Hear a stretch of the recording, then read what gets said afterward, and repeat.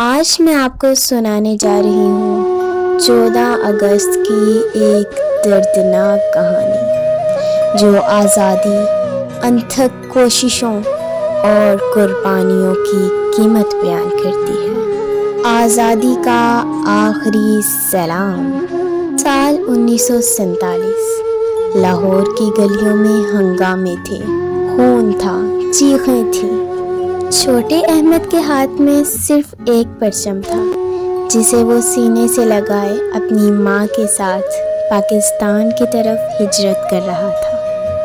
Train میں بھوک، پیاس اور لاشوں کے درمیان اس کا معصوم دل صرف ایک ہی سوال کر رہا تھا، ماں، پاکستان کب آئے گا؟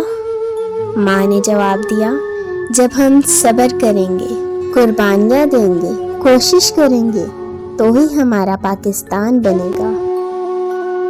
ٹرین لاہور پہنچی، لیکن احمد کی ماں راستے میں شہید ہو چکی تھی۔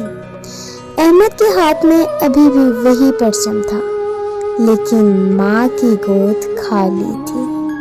احمد آج 14 اگست کو بھی وہ پرچم نکالتا ہے، اسے چومتا ہے اور آسمان کی طرف دیکھ کر کہتا ہے، ماں، تمہاری قربانی نے ہمیں آزادی دی، لیکن تم بہت یاد آتی ہو۔ تو پیارے بچوں، 14 اگست صرف آزادی کا دن نہیں، یہ ان ہزاروں شہداء کی قربانیوں کی بھی یاد ہے جنہوں نے ہمارے کل کے لیے اپنا آج قربان کر دیا۔